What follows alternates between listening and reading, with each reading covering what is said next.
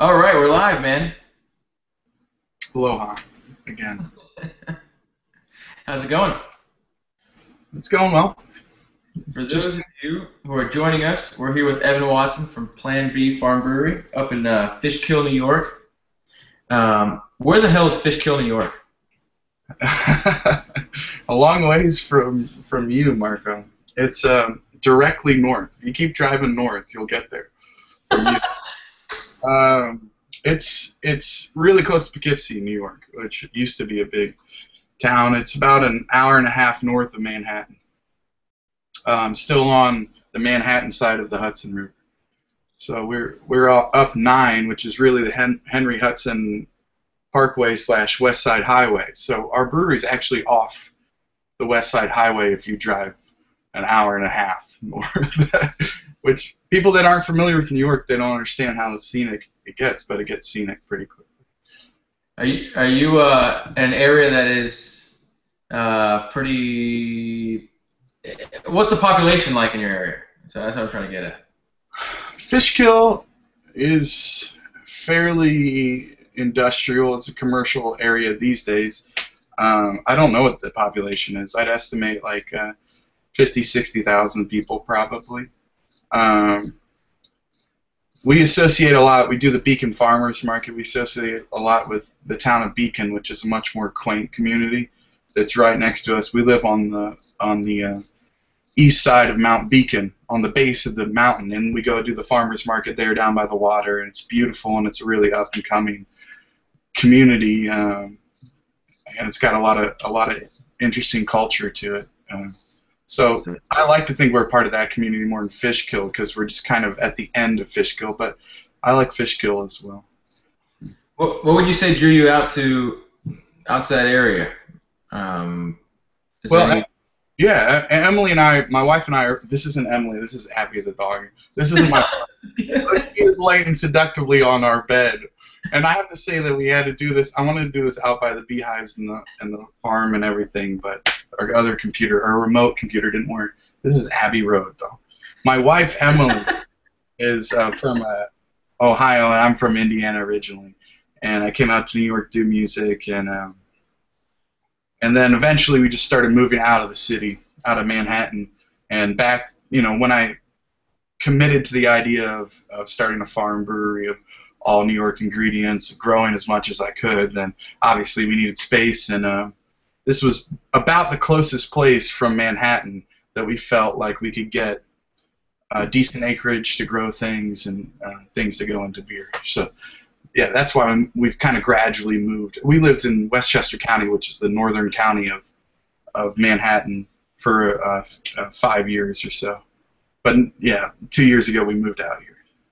You're pulled out by the feeling that you had to grow what you were using to brew your beer.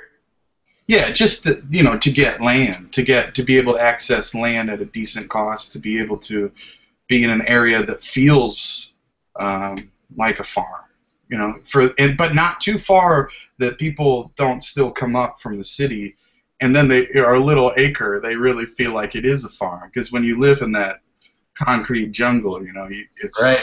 a big backyard is a farm. I'm a half acre here, so an acre at a farm. Oh, come on. Yeah, exactly. But when you live in Manhattan, a lot of people are coming from Manhattan. It seems pretty big, and we live on 5,000 acres of the Hudson Highlands State Park as well, right on the border of our property. So it's much larger than Right. an acre in a sense, but we don't farm more than an acre. Right. And people are driving out to you because you're selling your beer. Are you selling your beer in front of your house? Yeah. I mean, we're selling it at the edge of the road. The New York Farm Brewer's license allows for farm breweries to have a roadside stand like you'd sell peaches or apples or corn.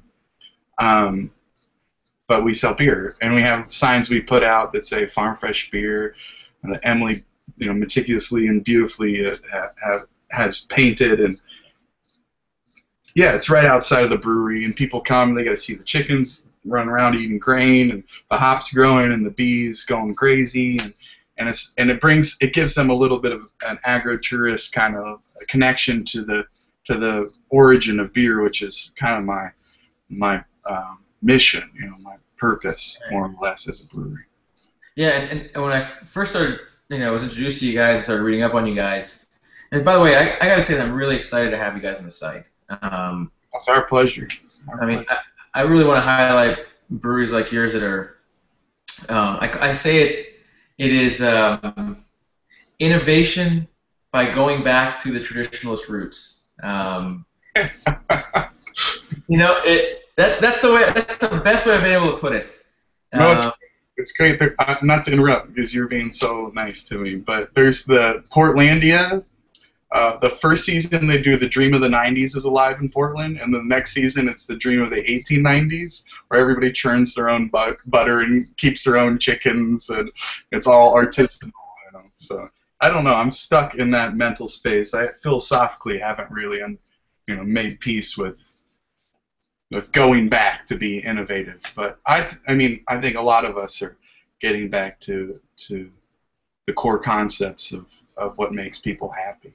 But to a certain extent, the innovation here is coming from, I'm going to push the limits in a way that, so I'm going to go back to what people used to do, but I'm going to control the environment a lot more, because now we've got a little bit more ability to control the environment, and on top of that, I'm going to push the limits on what people can actually, nowadays, because for a long time we got away from what beer really was, I think.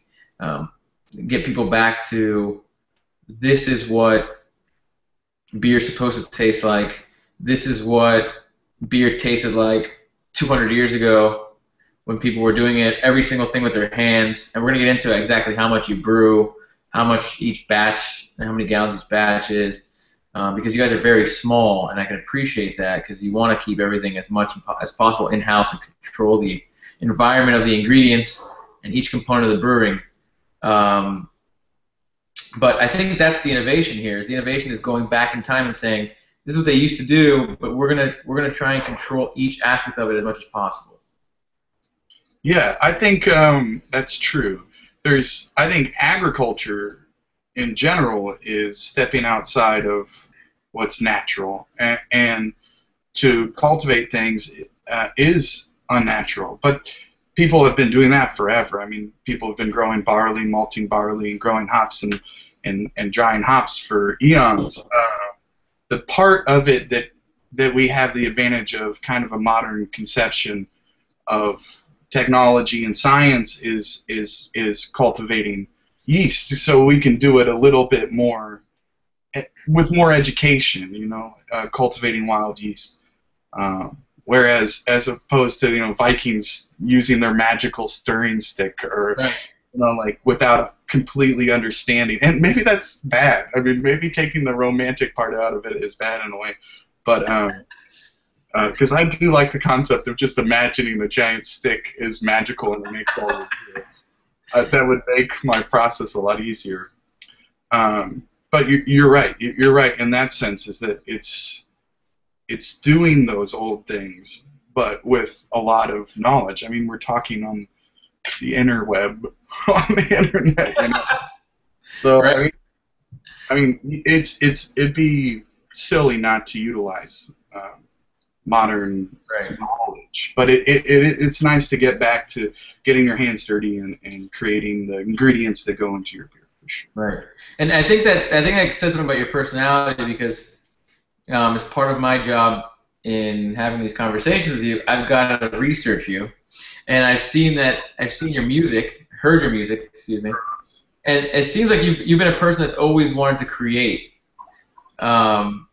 And for those of you who haven't heard Evan's music, just do a quick Google search. Yeah, exactly. Just do a quick Google search. Evan Watson music. And it'll pop up immediately, and it's really cool. I mean, it's kind of like blues.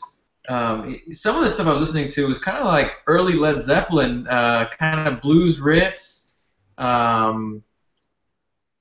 Awesome stuff. So Have you always been a person that's been motivated by creativity and creation? Have you always wanted to create your own everything? Are you one of those kids that would, when everyone else was like kind of like playing Nintendo, you were creating things, or Atari or whatever? You know, you were the one that was building things, creating things, painting.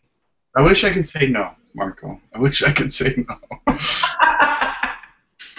No, that's what, I'm a creative person. Yeah, yeah. I'm not the best brewer in this country. I'm not the best farmer, um, but I'm a creative person. I mean, and that's not by choice. That's by whatever I am. And I want to be able to elevate things, ingredients for a beer or music or whatever, to the way I see it, to make other people happy for a second. You know, that's how I see my life. That's what I that's what I feel like I've always done, and that's what I'm here for. You said you think you're not the best brewer in the country, so who would you think right now is the best brewer around? I got too many brewer friends. Even I can't, like, that would be hard to say. Scott Vaccaro of Captain Lawrence Brewing Company. No, I'm not joking, man. He actually, to be honest, he probably is, and he doesn't do as much brewing now because he's been an incredibly successful businessman, and I admire the hell out of him. He came from Sierra Nevada, UC Berkeley, right? Or UC Davis, fermentation science, and then went to Sierra Nevada. He learned that Ken Grossman, like, microbrewery, hopped, pale ale kind of thing, and perfected the science of aroma of water and all that stuff that Ken Grossman talks about, and to be able to replicate things so perfectly. He's a great brewer on that end, but then when he came to New York and did Captain Lawrence, he stood in this like world of pale ales and IPAs and brown ales and Belgian ales that were so good and clean and calculated and calibrated like Sierra Nevada, and then he stepped into the world of sour beer, with his wine barrel aging with the grapes to 2 years, 2 to even 3 years of some beers aging that just taught me everything. I think he's the best brewer in the country. I mean, Jeff O'Neill at Peekskill Brewery came from Ithaca Brewery, and another West Coast brewery is also a wonderful New York brewer. But those are the two guys I really admire. And there are a million other brewers that brew better than me. I love Jester King. I love Vinny and Russian River. I love all that stuff that everybody loves. Yeah. It's funny. Everyone always says Vinny. Somehow always mentions Vinny. Vinny is always in the topic of always mentioned in this question.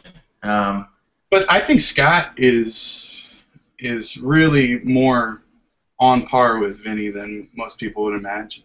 They're peers in a capacity, and I like Scott sour beers more than I like Russian River sour beers. There's some hoppy beers that Vinny does that are amazing, but there are hoppy beers that Scott does that are amazing too. They're very similar brewers. I don't think a lot of people understand that. Maybe it's packaging, I don't know, or distribution, I don't know. Yeah. How would you? I guess I'm gonna go back to your music real quick. How would you describe your music? And then on top of that, has your style of music affected the way you brew it all? That's a good question. I don't know. Yes. So my music is American. It's American music. That's what I say. It's influenced by Motown and Stax as much as it's influenced by Zeppelin, or the blue. It's influenced by Robert Johnson as much as it's influenced by St. Vincent, like a modern, kind of more electronic, or David Byrne, the Talking Heads. I mean, it's got all these influences, but with the exception of Led Zeppelin, are pretty innately American. Jazz and blues and funk and roots and rock and gospel and all that stuff. I don't know. I think it's kind of that's the long answer. The short answer is just like roots American music, I think, because it goes from blues to, like, I don't know, blues rock. I don't know. But my beers are very. I mean, they're are about the same thing. You know, trying to very poignantly um, articulate a region. You know, a Sure. small region. With music, for me, that's America, mostly Southern America. With beer, it's my backyard. It's where I am. I think the more pointed you can get as a musician or as a brewer to say, I'm going to do this, this is my goal, this is the way my beers are going to taste, the more successful you'll be at achieving that. I mean, the grand success is hard to quantify, but just like a brewer, a musician, the more pointed you can be with your music by developing influences and then getting more and more narrow to be something specific, the more successful you'll probably be. That's probably true about any kind of creation in the world. The more you can bring in, the more of a cone you can make to a tiny point, the more effective you're going to be at getting into somebody's brain and having them want to drink your beer or listen to your music. That's an awesome answer. I don't know, I probably got a couple too many Captain Lawrence IPA. Oh man. So so we were talking, and you started homebrewing in Manhattan. Your wife Emily bought you a kit. What were the kinds of, I guess, when was that, and what were the kinds of things you were brewing then? She bought me a kit in 2007. So what was that? 7 years ago. When I turned 21 years of age, believe it or not. I look like an old Viking hobbit, but I'm only 29. And she brought me an oatmeal stout kit. I remember, extract kit, and I found espresso and I put that in there. That was like, I wanted to change it from the beginning. First brew. Yeah. And then There it is. from the first brew, I was like, I don't know. I had no clue, but it turned out pretty I'll good. throw this in here. Yeah. And no, but then I was just hooked though, because it was pretty good. And then I was just hooked. And I'd spent time in Scotland drinking real ale, and I really loved that before then. And I just was dedicated to brewing beers at that level. And then when I moved up to Westchester County in 2009, a couple of years later, and I've been brewing a ton, and I tasted Captain Lawrence beers. I was actually playing at a music festival in Pleasantville, New York, that's kind of sponsored by Captain Lawrence. And one of their employees said, "Hey man, I really love your music." And I said, "Hey man, I really love your beer," because I'd had their beer. And he's like, "Well, if you ever want to kind of like stop by and work for us." I'd sent an email to Scott when I first got to Westchester, and I tasted their beer. I was like, "I want to work for you. Like, I've brewed like 100 homebrew batches." You probably, in hindsight, that was an email that I get now, and I'm like, ooh, whatever. But he was kind enough to respond like, "Sounds like you're brewing up a storm." Like, he was so nice. Like, "You don't really need any help right now, Like, of course, that's not the way to go about it. But then I got in through the tasting room, and I worked there, and I was just so passionate. I get deep into everything, so I was so passionate about it, and then worked my way into the more industrial part of it, the creation of it throughout the course of about 3.5 years. Were your parents really creative people too? I mean, are they people that were always pushing you to do that kind of thing also? Well, yes and no. I mean, my parents are very creative people. My mother was an actress. My father, an actor and a director, and he's been a theater professor for nearly 30 years at the same college, and a playwright. But I'll say that they weren't thrilled. They loved me doing music. They weren't thrilled about the idea of me starting my own brewery. I'll say that much. I'll leave it at that. But they're very supportive of creative endeavors, even more lofty creative endeavors than the one that I'm taking on currently. It's funny that you say that, because to me, I almost think you have better odds of making it as a brewery than you do as a musician. Yeah. Well, they're both not great odds. But you're right. No, you're entirely right. I don't quite get it. That's why I'm just gonna stop talking about that. Just drink. Okay, I hear you loud and clear. Go All make right, so go get the scotch. yeah, man, that's hey. So you start, so you start home brewing, and you go to Captain Lawrence. And when does it hit you that this is gonna be what I'm gonna do on my own? It's gonna be my career. It took a while. I mean, I did it. I'm just passionate about a lot of things. So I went on a tour. I left Captain Lawrence for. I left New York for a long time. I went to. I toured for about 6 months as an opener with my kick drum, electric guitar thing for a band called Heart, who was opening for Def Leppard, Yeah. and we did. I did about 50 shows across the country, every major amphitheater. I played the. It's probably changed, but the first gig we did was in West Palm Beach, that amphitheater. And There you go, cruising. Cruising Amphitheater. That was the first gig of that tour. And then we played the 1-800 Ask Gary Amphitheater, which I think has been changed probably. Ask Gary? Do you know what I'm talking about? No. No, it's you should know as a Floridian. It's like some terrible infomercial or something, and it became incredibly like viral. And they got enough money. They bought this amphitheater for a year. I forget where it was. It's in Florida though, somewhere.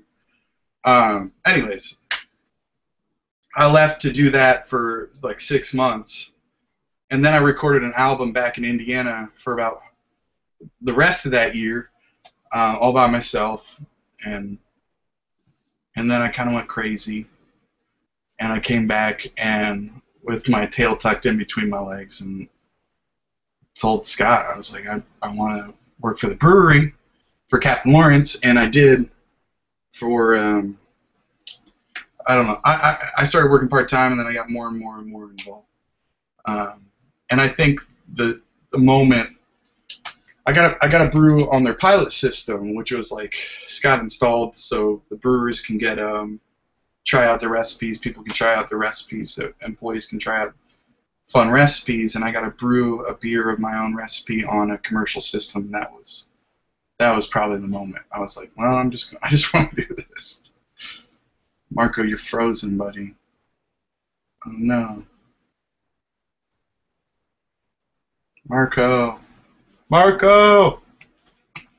Crap. Marco! Marco!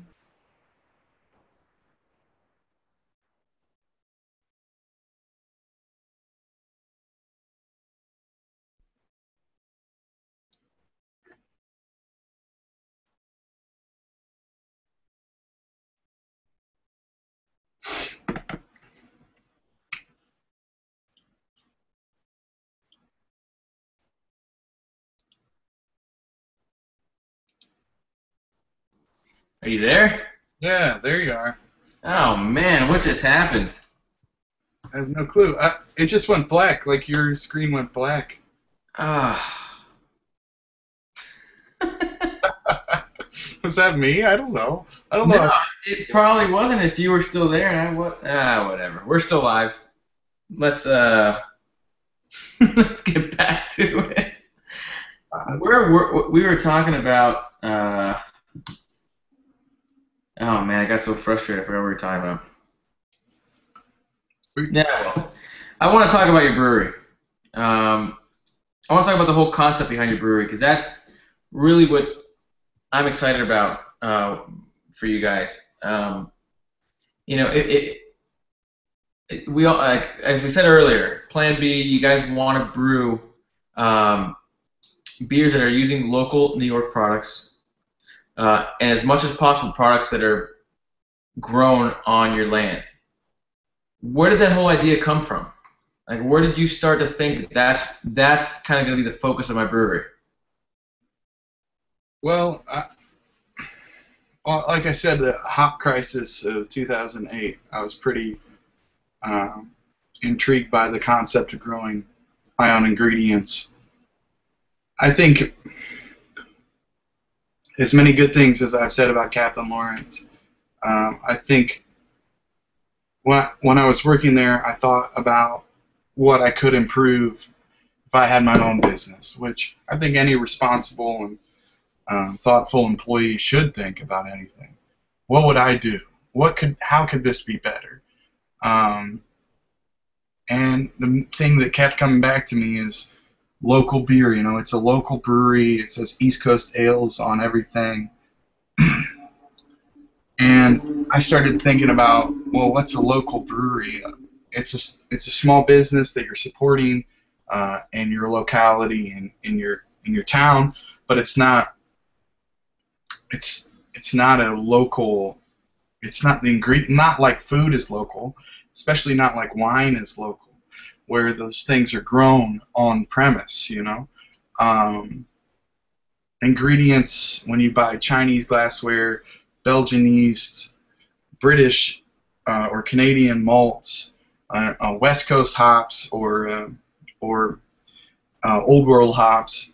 I mean, like how? I mean, that's as local as an Arby's is. You know, that's as local as a McDonald's is. You know, um, I don't know.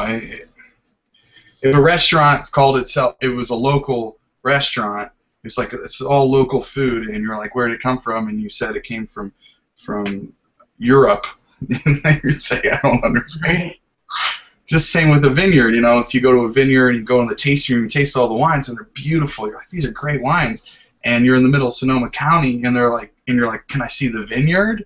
And they say, no, we order all the juice from Belgium. You'd be like, oh, okay, I hate these wines. You know, quickly you change, but it's never a thought that we have in beer, and beer is far more agricultural. I mean, grapes come from one thing, it's a fruit, it's a delicate thing, it's very simple. A beer is far more complex, but it's far more agricultural as well. And hops, like you were mentioning, you know, like hops grown here are going to taste different than hops that you grow in Florida. I mean, you read about the history of hops. That's why hops change. Hops in the New World tasted different than hops in the Old World. Right. And you know, alpha acids are higher in the United States because of the growing, because of the agriculture, because of the ground, you know, because of the sun, and its latitude and everything. I mean, it's agricultural. It really is. Right. So it's really important to you to have this sense of the product being local. Of the beer, you know, you mentioned wine, kind of having a terroir to your beer. Absolutely. So why is that so important to you? I mean, if a beer is good, isn't it good? Why is it important to you to have that terroir for your beer? It's a great question. I mean, I face that all the time because I work tirelessly to make sure all of my beers are as local and terroir as possible.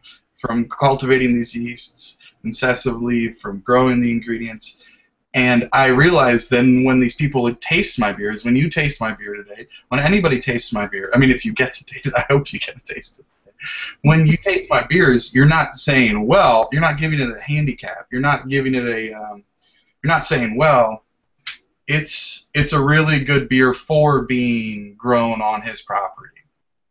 There's no degree of difficulty like an Olympic dive of beer. When you taste it, it's good or it's bad, and I understand that. But I guess, to be honest, I think there's a lot that lacks infrastructure, but there's a lot more potential to be great. To be a great brewery by growing your own ingredients and processing your own ingredients. Every brewery from Rushing River to the Alchemist to the worst brewery to the Swamp Ape. Well, no, that's not bad. What is that? That's a Florida brewery. I've bought some of it. That's not bad. It's not bad at all. I'm not. I don't want to diss any brewery, but from the worst brewery that Marco you've had or any of your viewers have had, they're ordering ingredients from the same exact pieces of paper, and they come at the same exact time, same exact freshness from the same exact locations. And you know, Vinny and my old boss Scott are great brewers, and they have a great craft, but there's a ceiling on that. You know, there's a ceiling to what ingredients are unless you grow them, unless it's yours, unless it's proprietary. I mean, we understand that with hops. You know, now it's all about Southern Hemisphere hops and, you know, Rawaka and Nelson Sauvin and all that New Zealand stuff. But it's in Cascades, even from John Siegel, was a friend of mine. His grandfather engineered that hop, and that changed the way we understand hops. I mean, that's all agricultural. Those revolutions are agricultural. Cantillon uses the same yeast they've always used, and they cultivate it. That's agriculture, you know. That's the reason that beer is great. It's because it's that yeast and that process. It's not because they're going to Country Malt and ordering, you know, the same ingredients. I mean, the reason we want Maris Otter is because it is floor malted in a specific location of the United Kingdom. You know, like that's why we want that, right? So what I'm trying to say is, yes, there can be great breweries and bad breweries growing out of or brewing out of the same ingredients, but there can't be greater breweries without agricultural innovation. And I think it starts from the ground because it all comes from the ground. The barley, the yeast, and the yeast comes from fruit or the air, but and hops, they all come from the ground. You know, it comes from agriculture and cultivation. I mean. Right. So I mean, you know, a great brewer and a not so great brewer take the same ingredients, and your great brewer is going to elevate those ingredients. Sure. What you're saying is by having control over the environment those ingredients are grown in, you're able to create an identity and make sure that your beer has a certain level of quality from start to finish. Because if the starting product is the same or worse than what the other people are starting with, you're putting yourself at a disadvantage already. Sure. Yeah, you rely on the craft side of it. You rely on the brewery side of it. If you're a great farmer, a great maltster, a great yeast handler, a great hop grower and utilizer, then you're going to be a better brewer than the best brewers and the best breweries, I think. Even if you're not the greatest brewer, because you're going to be distinct and you're going to have the least handled ingredients. You're going to have ingredients that are proprietary and are identifiable instead of brewing from a kit, which is basically what most breweries are doing. They're brewing from a kit, and the kit is just bigger. It's, you know, a Country Malt 100-page catalog, but it's still a kit, you know. Right. Versus picking your hops at 6 a.m. and throwing them into your boil at noon. Exactly.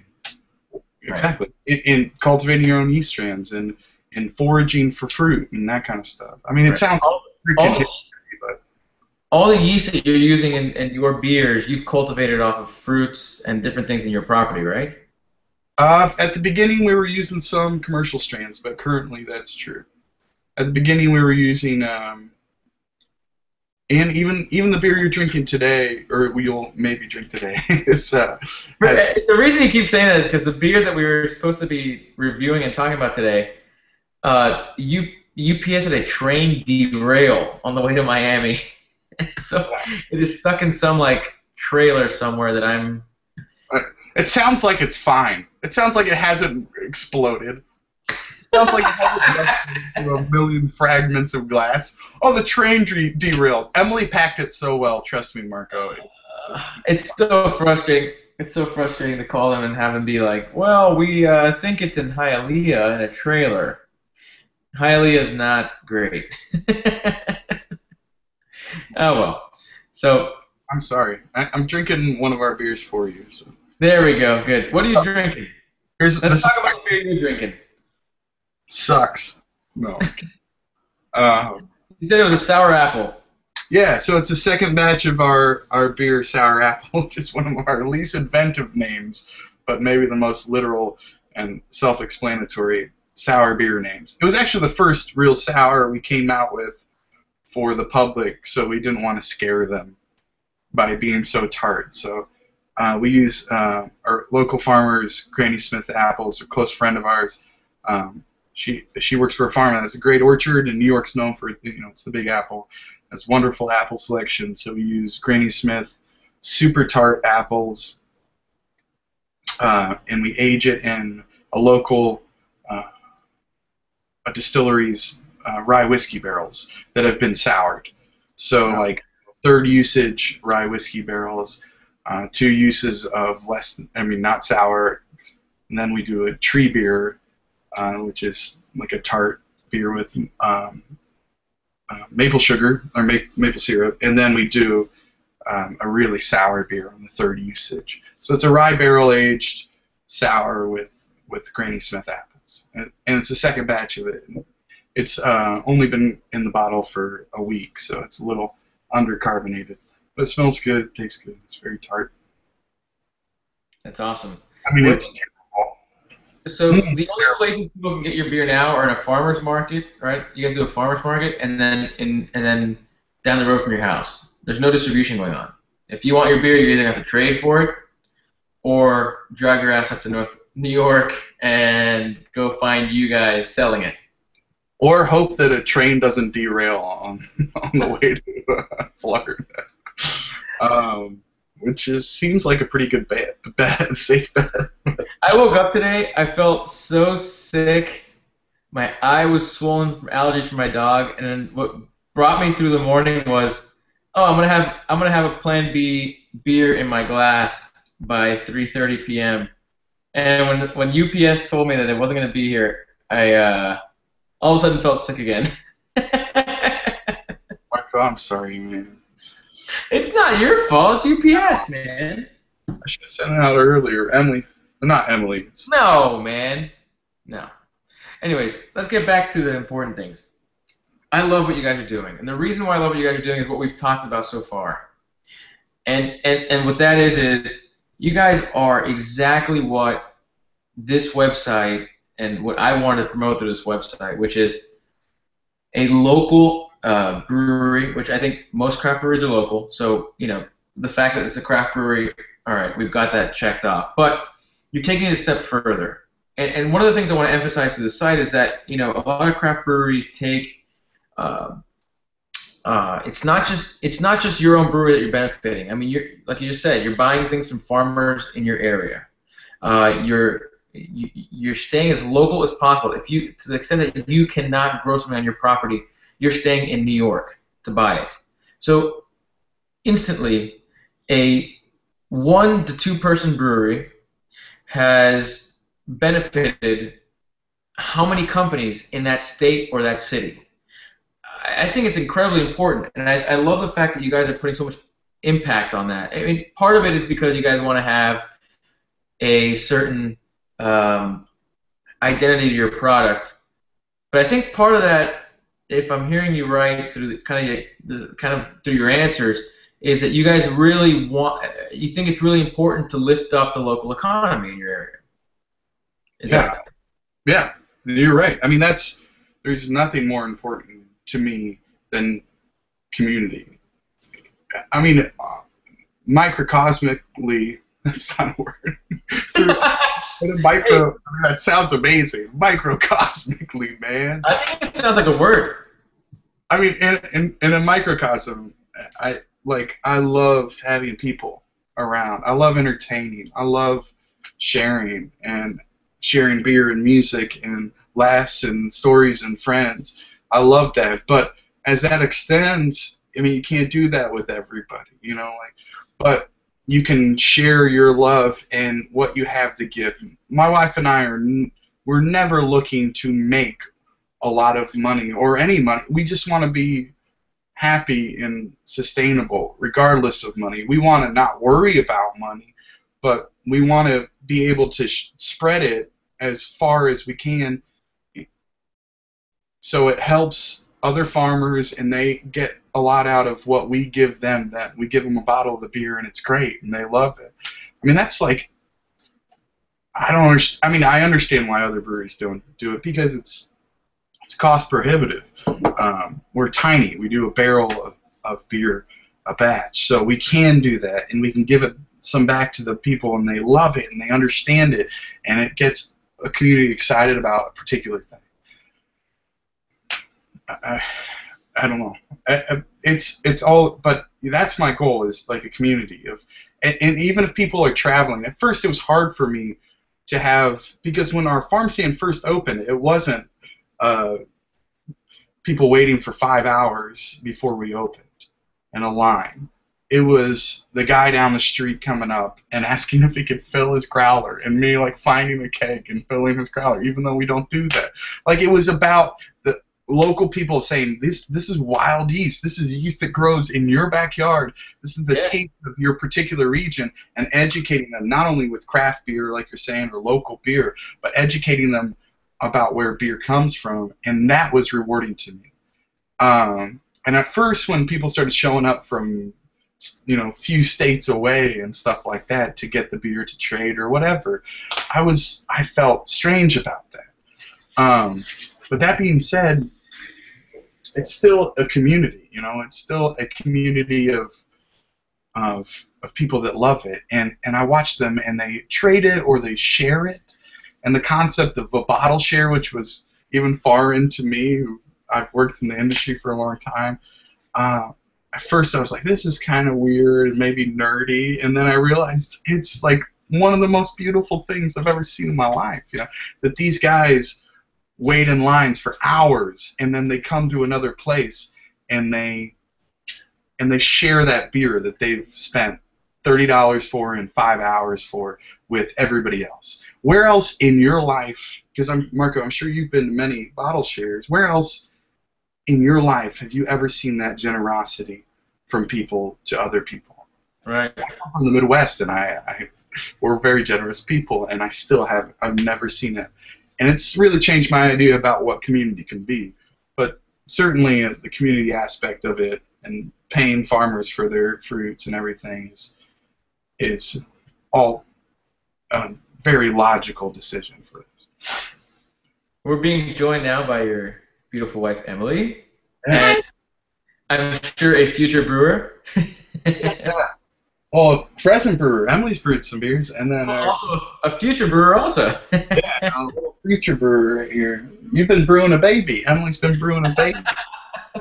Right. How's it coming? Good. Everything looks good. She just got back from the doctor's office. All right. We're a That's few awesome. I weeks. had this like huge smile on my face. I saw. I was like, he's really loving this bullshit I'm saying right now about community. And I was like, oh no, just my big old pregnant wife is here. I don't know where I heard it or if I read it or if Emily told me during our initial conversations, but you guys end up having a bunch of people sharing beer right in your front yard now, right? For better or worse. No, for better. But what's happened lately is the beer sells out as quickly as we can get through the line of people, which is a flattering reality. And then people have traveled from far away, and some of them don't get the beers they want or any beer at all. And so our concept with the bottle sharing is like, well, we've barely worked at all. We've worked like 30 minutes to sell all of our beer. We said we'd be open till 4. Why not have people sit around in our licensed and insuranced lawn and open beers and talk about what they like. And I mean, I learned that from Captain Lawrence. I learned community and that capacity and always treating people well and sharing beers and all of that stuff. It's a great thing. I learned from Captain Lawrence, but we've carried on the tradition, and I think people have a good time. Last week was insane. A nice guy named Rob from Berkeley, California, brought us. Was on his soul beer honeymoon through Vermont with all the heady toppers. Right. And no Farmstead and all this people. All that stuff. So he had a cooler full of them. He was just pulling them out, and we were drinking them and talking about it. I mean, it's not a bad life. What I love about it is that a lot of craft breweries now are capitalizing on these sentiments that we're talking about, but you guys are actually living it out. And that's why when I was introduced to you, I said, these are the people that I have to have on my site. Like, if I need to have Plan B, I need to promote this, because it's one thing to say that I believe this, it's another thing to actually live it. And so for you guys to actually believe that your beer is kind of whether you believe it or not, but for you guys to be producing a beer that is creating this environment of community, and for you to be hosting people like that, and for actually living out what you're saying you believe in, hats off. I think we need more breweries like you, and I think that the more people understand that is what this movement is all about, the more that you guys will benefit, the more everyone will benefit. To that line of thinking, is there growth in the future, or do you want to stay a barrel per batch? No, there's the prospect of growth. I mean, our growth is bound by our literal ability to grow things.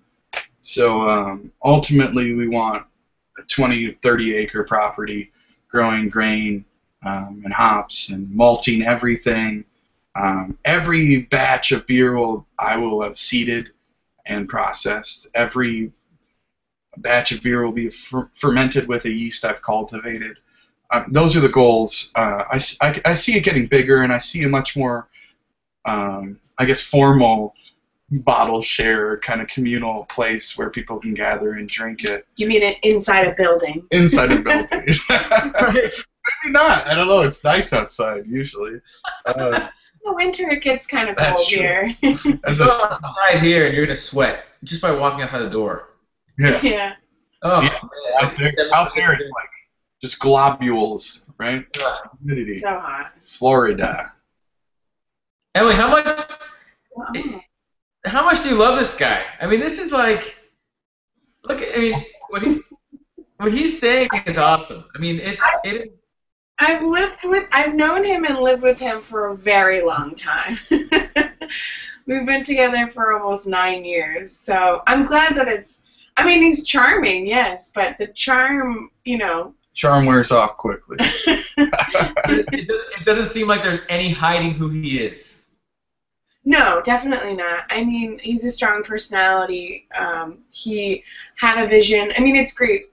He has the visions. He has the dreams. And I'm a very tactile, rational person. So when he came up with the idea, I was the one that's, started actually collecting notes and writing things down and figuring out numbers and just saying, for fun, theoretically, let's figure out what it would actually take to do this. How would we move forward? I mean, I don't think that that's one of Evan's strengths, which is great because I can't dream up the things that he dreams up. I can't do that. I don't know how to do that. So, because I'm way too rational. My feet are always planted firmly on the ground. So it's nice that he has the vision, and I'm drawing the map, and I'm trying to get us there. And the next phase is to become bigger so that we can, not huge, obviously, but like Evan said, whatever we can grow. So we're trying to figure right now, we're starting out and working the numbers for what it would look like if we were a 20 or 30 acre farm where we're processing everything ourselves. What kind of yields would we get? What kind of equipment would we need? Where locally would we be able to, are there prospects here? Would we have to move? So we're kind of, we're actually working that out right now. We're planning the next dream, Right. the next phase of this dream. And is there a goal to distribute? Maybe even if you're staying just in New York with distribution, is there a goal to eventually distribute in New York? No. I mean, the idea and our mission statement, which I think is something that we're trying to stick to. I mean, that's the first thing that we did was we wrote a mission statement, and we decided that we were going to, above all else, stick to that mission statement. Because if we strayed from that, then what are we? If we're not sticking to something at the core. And that has always been community. So whenever we do anything, when we purchase bottles, when we purchase local ingredients, when we decide where we're gonna sell our beers, it always has to go back to our mission statement of, is this our community? How do we define community? How do we define local? So for us, it doesn't make sense to distribute because we want it to be beer made from our local ingredients for our local community. So I don't know, unless we redefine what we believe is community and what we believe is local, for right now, our plans are not to ever get into bed with distribution. I also like the concept, and I think a lot of brewers are falling in love with the same idea, that you hand people your beer because it's going to be the way it should be consumed, Working for Captain Lawrence, they signed a big distribution deal when it moved from one location and got larger with Manhattan Beverage, which is a great company. But the reality is they send out a ton of beer and it sits in a warehouse, and then it's put on tap somewhere else, maybe 6 months later. I mean, you have no control over that. The way that Alchemist does it, or not to try to put us in anywhere close to the quality of these beers, but in terms of business, the way the Alchemist does it, or Hill Farmstead, is you go there and you get handed the beer and it's at its best. And I think people that are interested in our styles of beer, our mentality, want it at its freshest. And we'd be doing a disservice if we didn't make sure that was the case. All right. Well, you just brought up two questions in my head. One is, what about self-distribution? I'm driving a keg to a bar down, one city over. And two, do you intend for your beers to be drank fresh? Is there any? You're using wild yeast, and a lot of people that use wild yeast say, hey, you can let this beer sit for a couple years and see what it does, and it's only going to be funkier, or the characteristics will change, it'll evolve to a living thing. We wax top all our bottles. We use a wild component in every bottle of beer we make. I mean, that's the nature of it aging and becoming more complex is obvious. But still, I mean, you can't really distribute. I don't know. I don't feel comfortable putting that in a grocery store. I mean, I feel like I've put the effort conceptually into building this from the ground, this bottle of beer, growing it and processing it. I want to be able to control. I mean, I'm maybe a control freak. You know what? That is extremely honorable. I think that's amazing that you're actually. I don't. It's easy to be swayed by the ability to make the easy buck. Potentially, but I love that you guys are going to stick to your guns and yeah. It's. I'd say local people can go to. I got this at a gas station. Local people can go to a gas station and get this, and it's great, and it's a fantastic beer, and I will promote it to the end of earth. But the stuff that I make, because of its agricultural nature and because of the vibe of the location and the terroir and all of that, I want people to come and feel that. And not because, like I said before, it doesn't put a handicap on the Olympic dive of tasting our beer or a degree of difficulty. It just at least educates people about where beer comes from. And that's our mission. Right. So I feel like you have to be there. And it's nothing, I don't want these long lines. I didn't ask for this. I don't want people obsessing about the beer or hyping the beer or trading the beer. I just want people to come and enjoy it and clink a mug together with me and an ale house, and a long wooden table and and be happy about an experience that they're feeling 360 degrees around them, not just in the nose of a glass. I love that. Not many people can say that they're. Not many people are so excited about what they do for a living. It's kind of. It makes me happy to see how happy you are doing what you do for a living. I gave up playing rock and roll music to be a brewer. Obviously, it's got its merits. But thank you. That's kind of... Enough said. Enough said.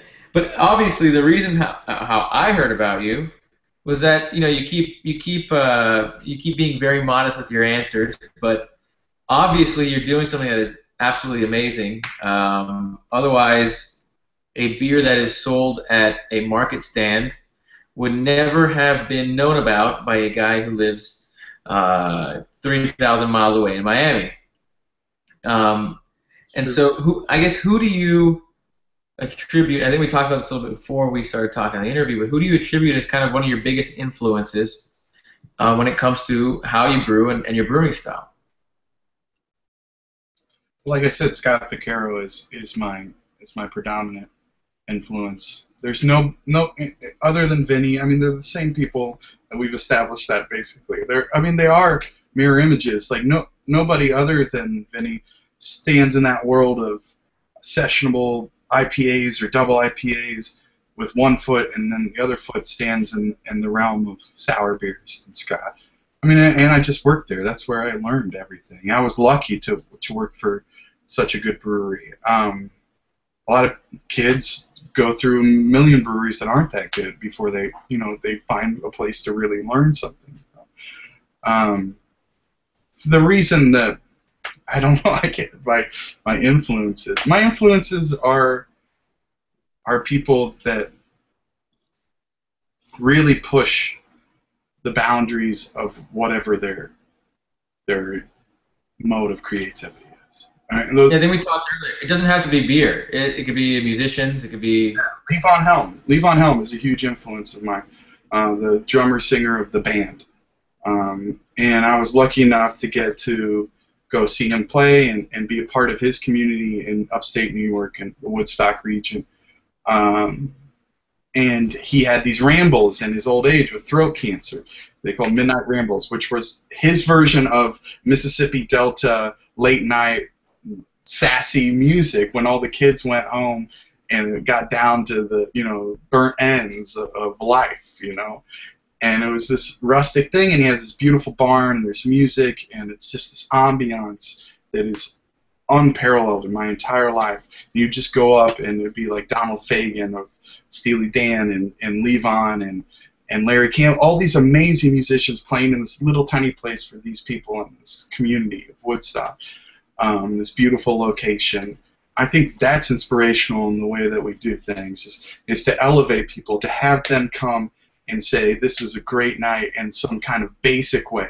It's a great beer in a basic way that was grown here. It's a great night in a very basic way of how well in quality everything is. It's about experience. Experience, all about experience. So it's amazing you put it that way, because you're 100% correct in that you can drink the same beer, one in one place and another. The same exact beer in another place, and it changes your perception of that beer. Yeah. And I think that's 100%. I mean, you can go to a festival and drink this beer, standing in line, sweating, with a million people around you, and you think, meh. you go to your house, you drink it with some friends, you enjoy it around as a conversation, and all of a sudden the beer becomes something else. It's become because of the experience you're around it. Beer And is that's the reason why you want to. That's the reason why you want to continue to be the one handing the bottle over to the person. exactly. It's the most communal beverage that exists. It's the table beverage. I mean, there's wine, and there's spirits, and there are liqueurs.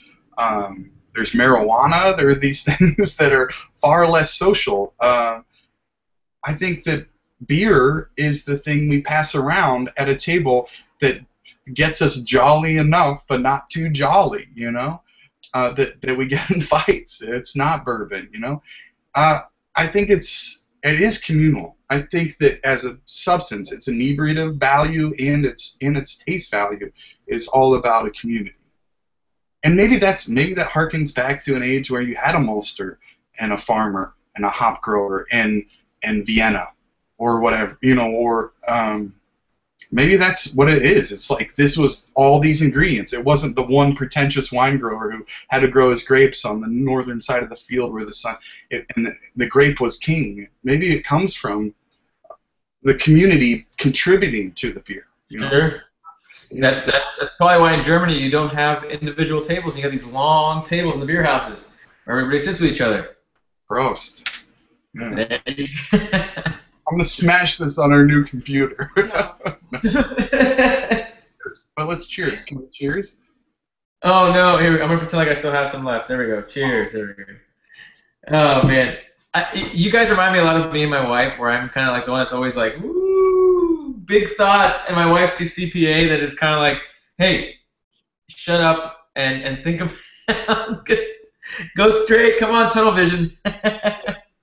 No, we need these women. That's a whole nother whatever this is, a podcast. Yeah. Blog. I don't know what this is. What are you know? So we've talked a lot about kind of the concept behind Plan B. What are some of the beers you brewed Plan B that you're most proud of, and why would you put those in that list? Maybe I guess if you could pick two out of the top of your head of the beers that you've produced. What are they and why?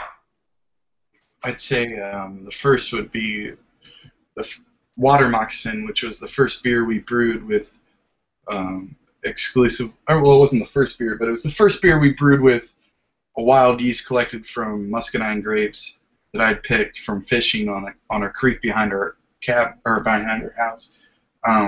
That was very clean. It was really beautiful and clean and delicate. And that made me feel like Dr. Frankenstein. That made me feel like, oh, I could just like naturally cultivate these yeasts through stir plate starters over about 5 or 6 generations to the point where I'm producing a beer from these skins of grapes that I pulled out of a tree and a water moccasin fell into the creek that I was fishing. And I went home and I put them in a starter, and I've created this barrel batch of beer that is very clean, subtle grape aromas, very subtle. Everything is subtle, and I'm very proud of that beer. Because it was the beginning of this whole taking a risk. Man, we can. Why do we need French Saison 3711? You know, like why do we need commercial yeasts when this is, in my opinion, a better tasting yeast, and it's free, and it came from here. So that was probably. And it was well received. Everybody really liked it. So it was affirmation that what we were doing was the right path, because we got. That feel great. People from the community that were like, "This is amazing." And the other beer I'd say was a beer that we named Amore, was Strawberry Sour. It's very similar. I think the beer that we sent you, if it ever gets to you, I hope it does, Marco. That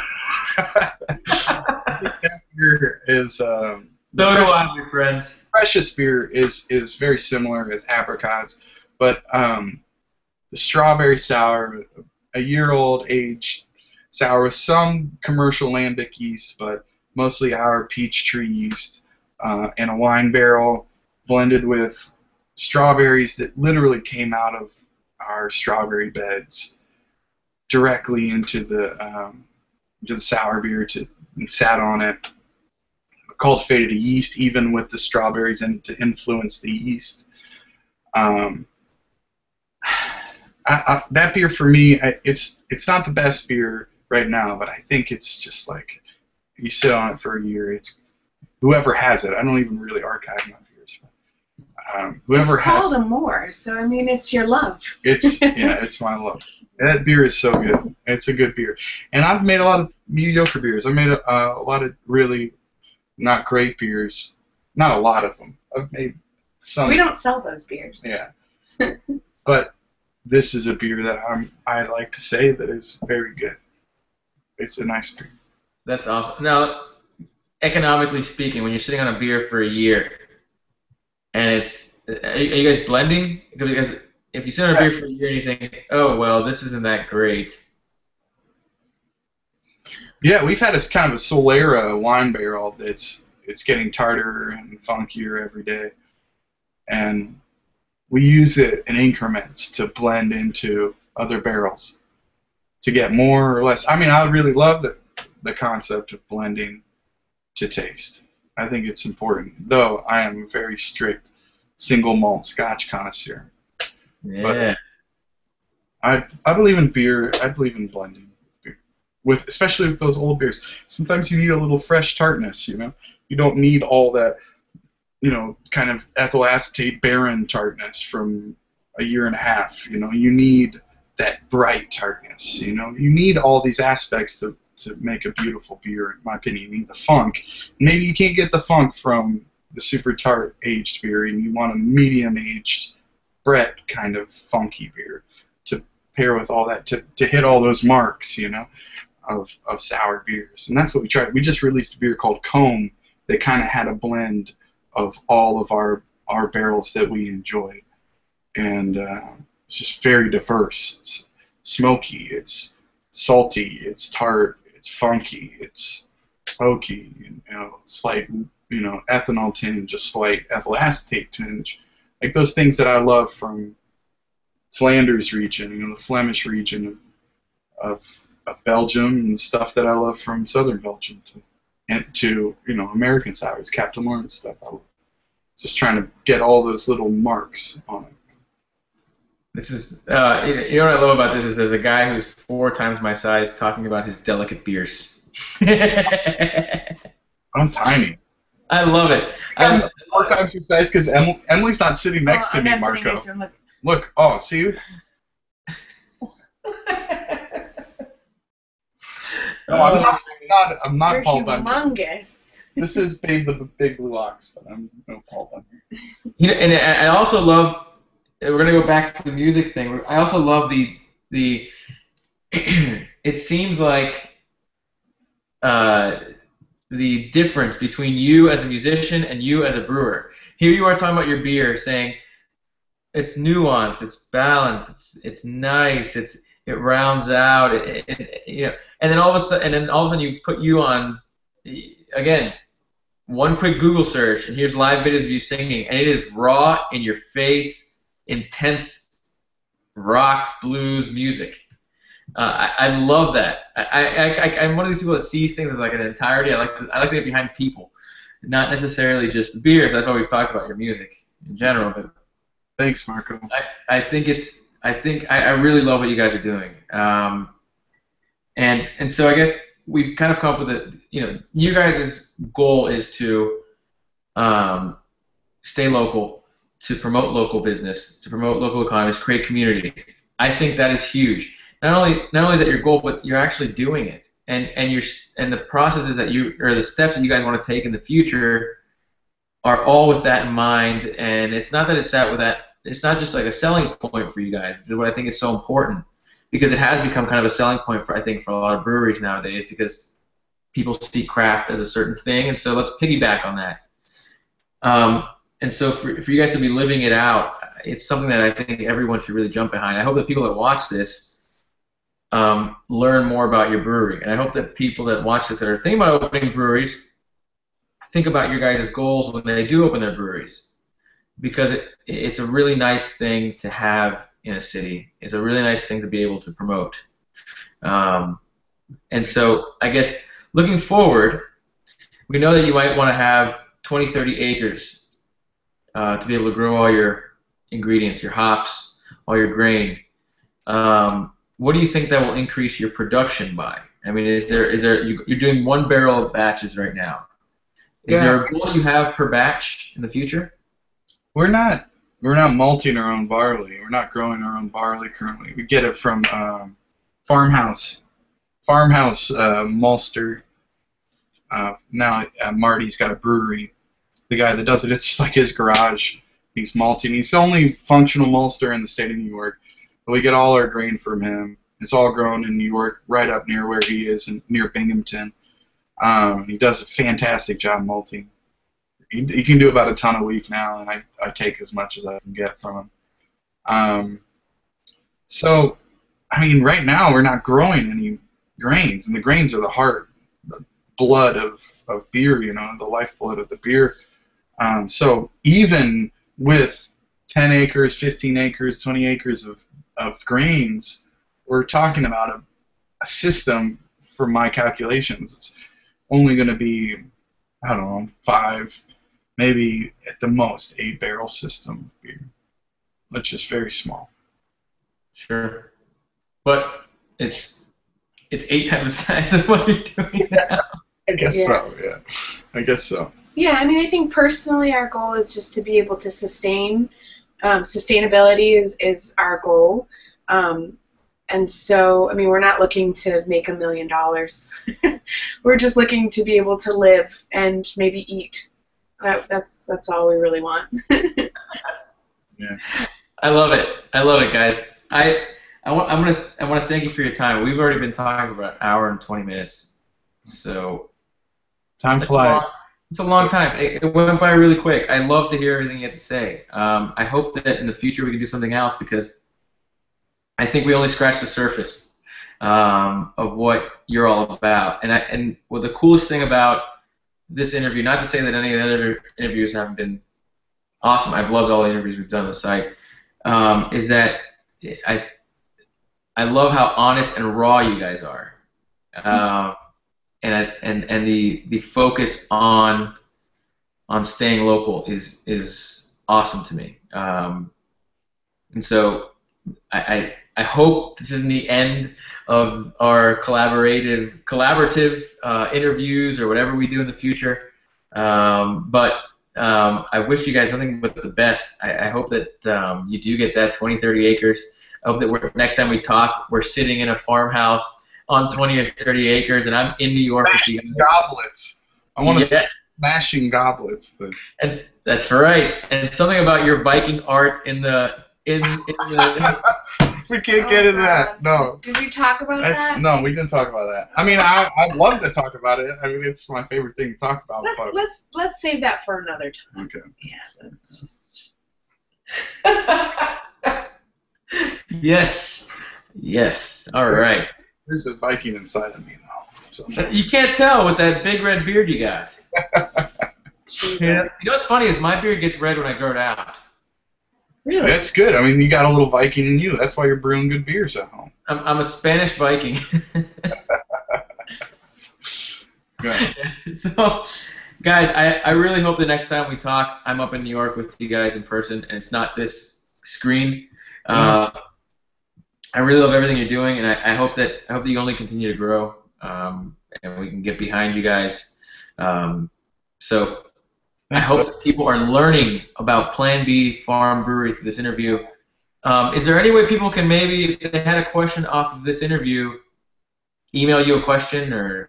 Yeah, you can info us at It's info@planbfarmbrewery.com. And you can also, and our Facebook wall. I mean, we're very attentive to that. We always respond to questions. So, yeah, Facebook is the.